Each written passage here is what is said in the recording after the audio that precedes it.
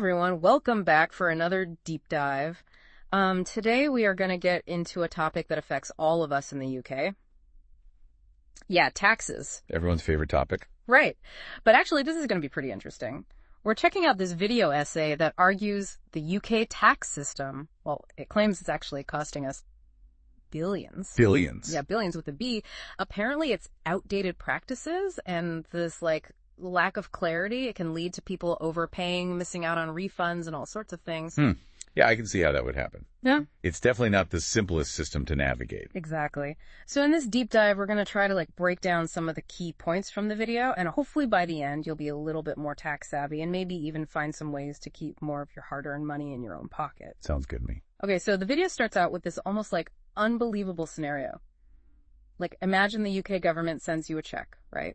Right. You just don't cash it. I mean, if it was for a couple of quid, I could maybe see it happening. No, we're talking serious money. Apparently, HMRC issued 5 million checks in 2022. And get this, over 600,000 of those checks, worth a total of 217 million, were never cashed. Wow, that's crazy. So are people just completely oblivious that they're owed refunds? It's possible, but it gets a little more complicated than that. So you know how we're constantly moving towards a more digital world? Well, in mid-2024, HMRC decided to stop automatically sending checks for tax refunds. So how do people get their money back now? You have to actively claim it online. I see where this is going. Not everyone's comfortable with technology or even has reliable internet access. It feels like this change could actually prevent people from getting what they're owed. Yeah, it definitely raises some questions about, accessibility and fairness, especially for older folks or those who aren't as tech savvy. Is this a design flaw or just a necessary hurdle as everything moves online? It's hard to say. Yeah. It's definitely more efficient from HMRC's perspective. I mean, this saves them time and money. Yeah. But yeah, you have to consider the potential downsides for certain groups of people. It's a tough balance for sure. And it really highlights the need to stay informed and be proactive when it comes to managing our taxes. Okay. So let's say you figured out you might be owed a refund, or maybe you just have a simple question about your tax code. What's the first thing most people do? They pick up the phone and call HMRC, right? Oh, yeah. And then comes the fun part. The hold music. Exactly. And we're not talking about a quick jingle. This video highlights the notoriously long wait times that plague HMRC's helpline. In January of 2024, they had 3.7 million calls. And guess how many of those were abandoned? I don't even want to guess. Over 800,000 people just gave up and hung up. Wow. That's like giving up on hold with the cable company, but amplified. Pretty much. And it makes you wonder, right? Is this just incompetence or is there something more deliberate going on? Are they trying to deter people from even seeking help? That's a bit cynical, but I can see how someone might think that. But even if it's not intentional, those long wait times have to have some real-world consequences. Oh, absolutely. Besides the obvious frustration, it can lead to missed deadlines errors. Yeah. And ultimately people paying more tax than they actually owe. Yeah. If you can't get through to HMRC to clarify something or get help, you're kind of left to fend for yourself in this really complex system. Yeah, that doesn't sound fun at all. And speaking of deadlines, those can be pretty stressful, especially when late fees are involved. Hey, those are never pleasant. But this video reveals something about the late fees that, it feels a bit sneaky. Sneaky. Yeah, so we all know that if you pay your taxes late, HMRC charges you interest, right? Makes sense. But did you know that the interest rate they charge you is way higher than the rate they pay you if they owe you money? Wait, really? How much higher are we talking? They charge a whopping 7.25% interest on late payments. But get this, when it's their turn to pay up, they only cough up a measly 3.75%. Wow, hold on. That's a huge difference. It feels like HMRC is playing by a different set of rules. Right. It's almost like a double standard, don't you think? Is that even legal? Well, unfortunately it is. The government sets those interest rates, and they haven't budged in ages. The video definitely makes the argument that this discrepancy puts taxpayers at a disadvantage, especially those who are already struggling financially. They might be more likely to miss a payment, and then, bam, they're hit with this super high interest rate. It's like they're being punished for being in a tough spot. Yeah, it's definitely something to be aware of. So we've got these long wait times, confusing deadlines, and a system that seems to be working against us in some ways. Now, the video throws in a really interesting analogy.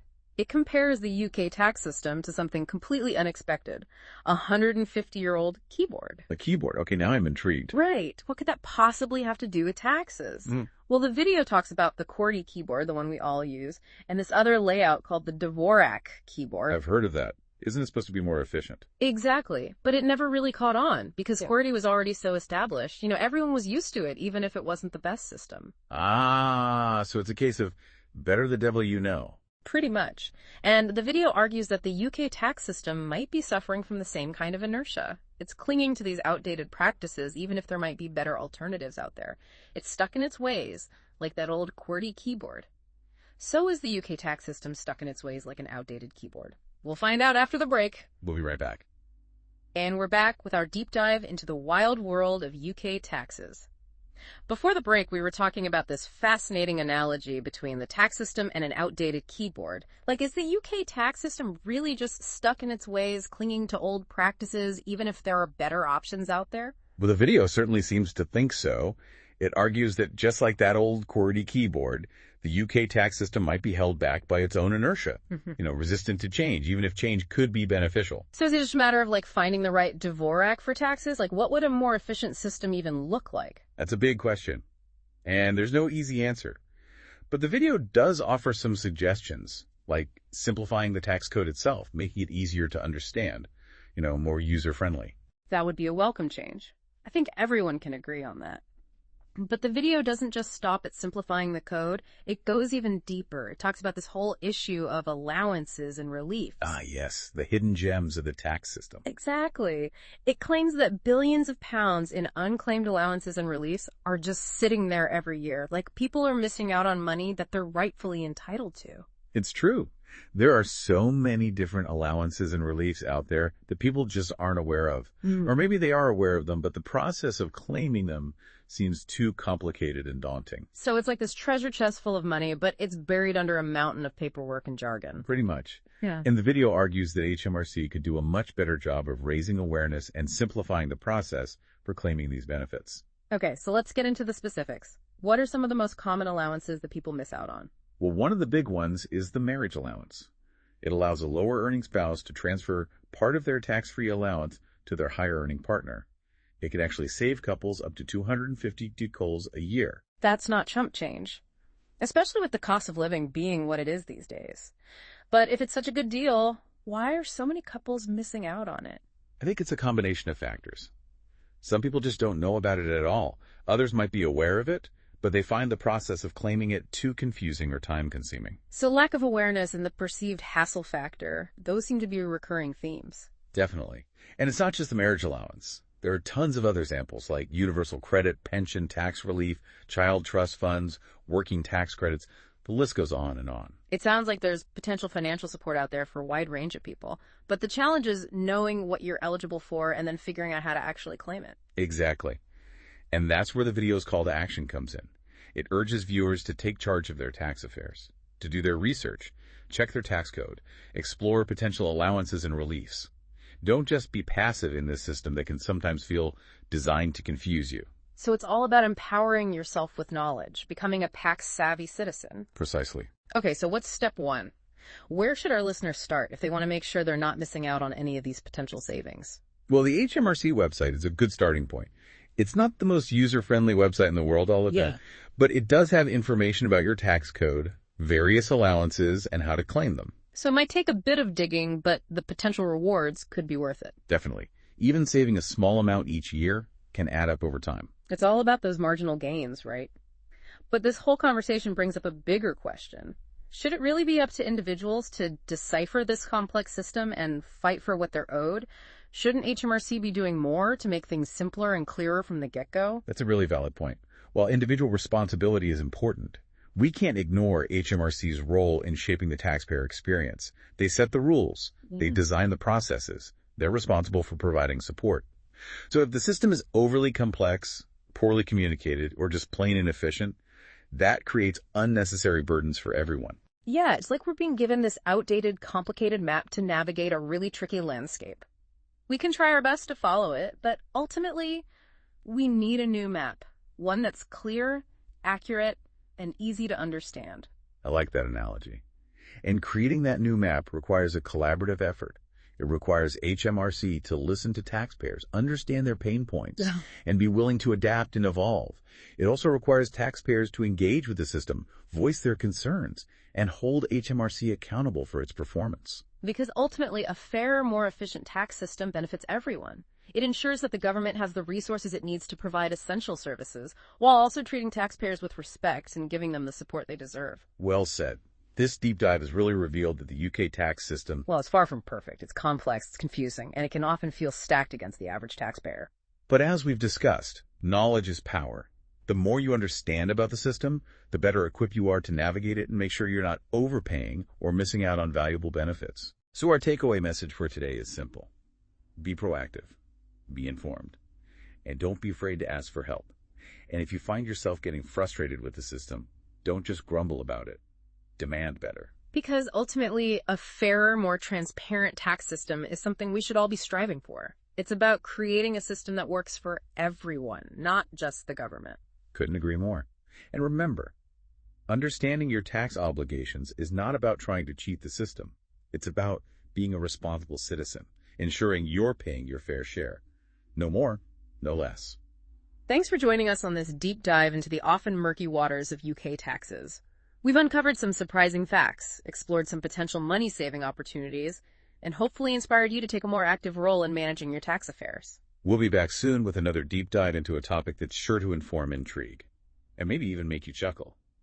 Until then, stay curious, stay informed, and happy filing. It's easy to think about the tax system as like this big impersonal machine, right? But we have to remember that there are actual people behind it dealing with it every day. Yeah, you're right. It's not just about numbers and forms and all that. Yeah. There's a human side to it that often gets overlooked. The video we've been talking about definitely doesn't shy away from that human element. You know, it shows the real struggles people face with the system, the frustration, the confusion. It's all in there. And honestly, a lot of that frustration is understandable. I mean, when you have millions of calls going unanswered, people stuck on hold for hours just to get basic information. It erodes trust and just creates so much unnecessary stress. It's like there's this huge disconnect between what HMRC says they're doing, you know, helping the honest majority, and the reality of how difficult the system can actually be. Exactly. And that disconnect is where the real need for change comes in. We've talked about simplifying the tax code, streamlining processes, improving communication, but I think it goes even deeper than that. It's about a shift in the culture within HMRC itself.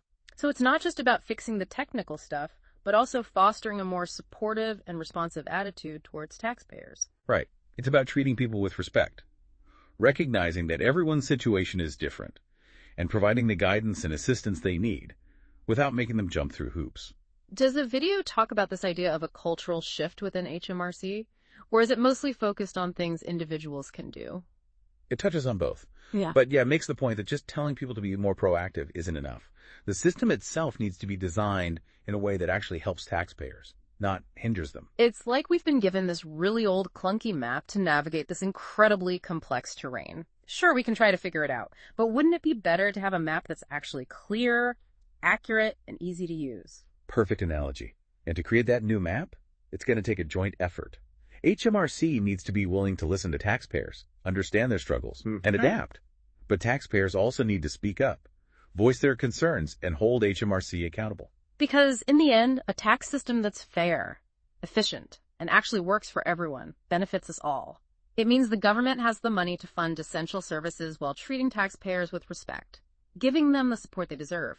Absolutely. I think this deep dive has really opened our eyes to the fact that the UK tax system, it's far from perfect. It's messy, confusing, and sometimes it feels like it's set up to trip us up. But we've learned a lot. We've uncovered some hidden gems that could save people money, and hopefully we've empowered our listeners to be more proactive and informed when it comes to their taxes. That's what we were going for. Remember, understanding your tax obligations isn't about trying to game the system. It's about being a responsible citizen, making sure you're contributing your fair share. No more and no less. Thanks for joining us on this journey through the world of UK taxes. Hopefully you've picked up some new knowledge. Maybe even discovered a few ways to keep more of your hard-earned money in your own pocket. Until next time, stay curious, stay informed. And remember, when it comes to your taxes, knowledge is power. See you next time.